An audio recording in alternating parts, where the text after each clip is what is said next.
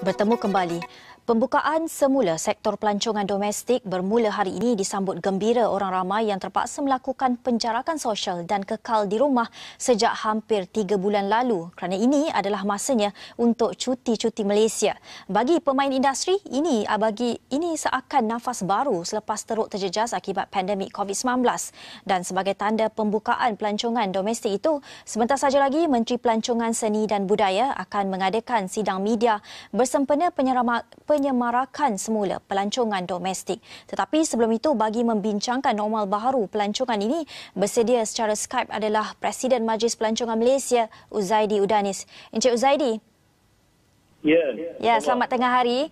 Apa yang boleh kita jangkakan dari sidang media itu, khususnya dalam menggerakkan semula sektor pelancongan tempatan? Ya, terima kasih. Sebenarnya industri pelancongan adalah bidang yang luas. Dan saya amat berterima kasih juga terima kasih bagi pihak industri pelancongan. Amat terima kasih pada Yang Amat Berhormat Perdana Menteri dan juga Menteri Yang Berhormat Datuk Seri Hajah Nancy Shukri kerana sangat prihatin dalam industri pelancongan. Sebab kita tahu industri pelancongan ini industri yang penting untuk negara yang menjana ekonomi yang supaya menjanakan ekonomi balik semula untuk negara. Jadi pada petang ini sempena hari pertama kita PKPP ni sempena pembukaan pelancong domestik ni, industri players ni sangat teruja dan juga rakyat Malaysia pun sangat teruja untuk melancong dalam negeri untuk merehat, untuk beriadah, untuk melihat landscape negara kita yang cantik ni. Jadi saya mengharapkan kita dalam sidang media menteri, insya-Allah kita akan lebih jelas lagi apa yang boleh dan apa yang tidak boleh. Dan kita sebab bidang industri ini sangat luas kan. Kita merangkumi ada yang laut, ada yang sungai, ada yang bukit, ada yang hutan, ada yang hanya riadah saja di hotel.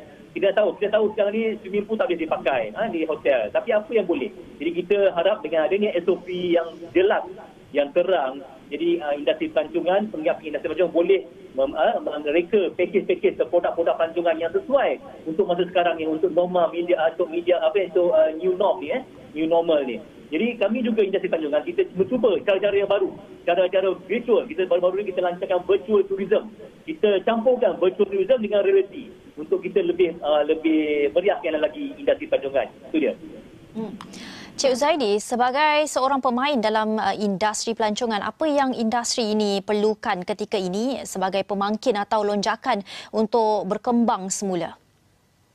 Ya, sebenarnya kita industri pelancongan Malaysia telah antara yang paling mula di negara ASEAN untuk memulakan industri pelancongan ini. Jadi kita sekarang ni dalam peringkat matang. Tapi peringkat matang pun kita kena sentiasa tengok relook balik.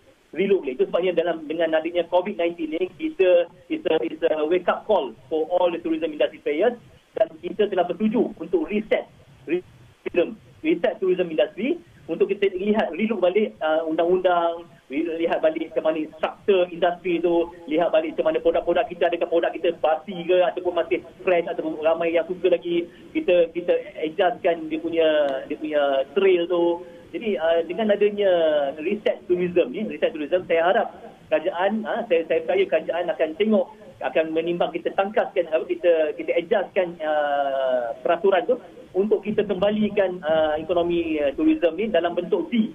Kita mau V-shape, kita tak mau W-shape, kita nak V-shape recovery. Dengan adanya semangat yang berhormat Datuk Seri Hajah Nancy yang sentiasa rapat dengan industry players. Saya tak sangka dalam masa 3 bulan ni Datuk Seri sentiasa berhubung dengan industri players, bertanya pendapat dan juga discuss, tukar pendapat, dan dengan adanya teamwork ni saya percaya kerajaan, kementerian dengan industri players, kita bersama-sama untuk membangkitkan balik semula industri pelancongan. Tapi Encik Uzaidi, satu perkara yang perlu diberikan perhatian adalah di sebalik kebenaran rentas padan dan pembukaan sektor pelancongan domestik. Namun hakikatnya, adakah rakyat kita sudah bersedia untuk melancong dalam situasi pandemik COVID-19 yang belum berakhir ni? Jadi tak semestinya kalau kita rakyat Malaysia, kita tak semestinya pergi jauh-jauh. Kalau kita di KL, tak semestinya pergi jauh-jauh sampai ke Sabah.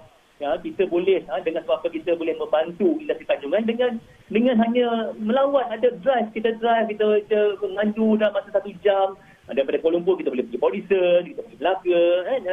Bukannya kita perlu belanja banyak untuk melancong.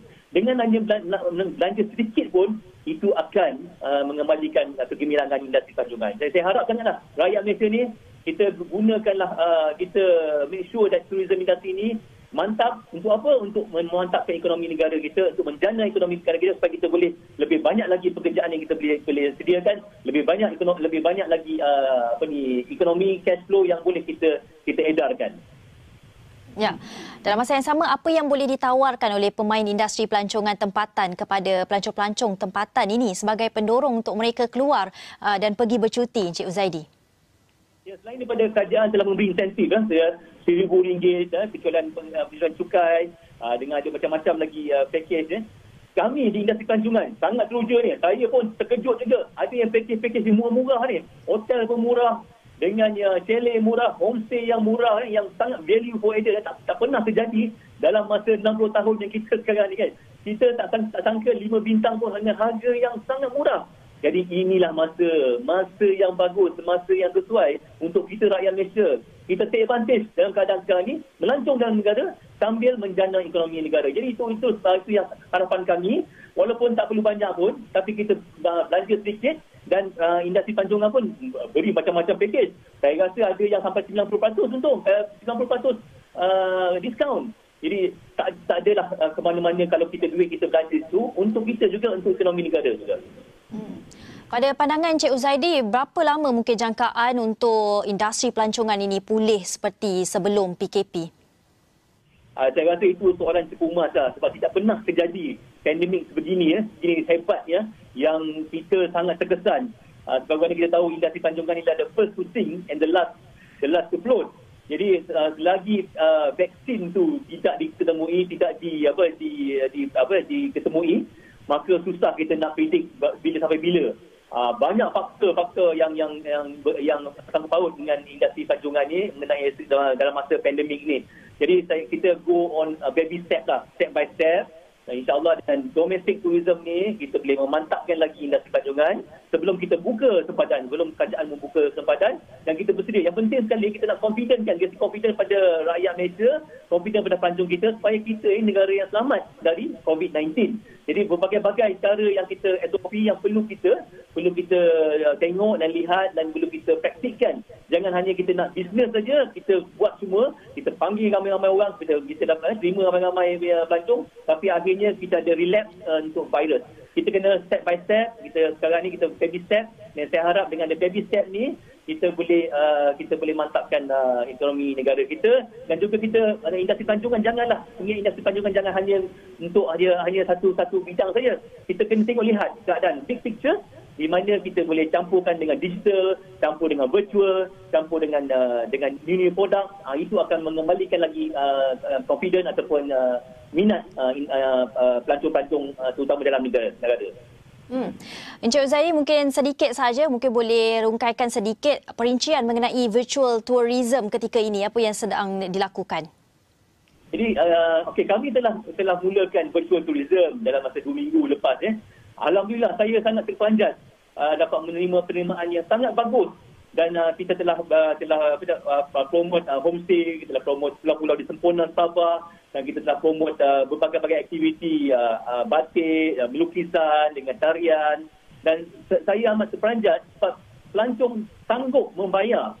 Kali ini kita charge RM30, murah je, tapi sanggup membayar untuk menikmati pengalaman yang baru.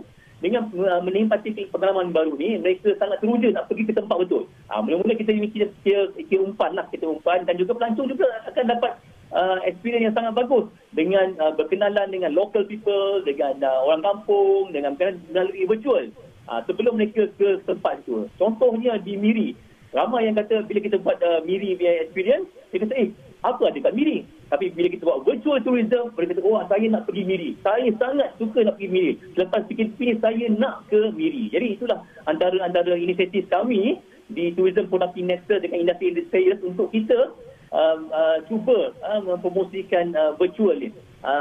Ini adalah normal baru, new normal untuk kita promote produk-produk pelancongan kita.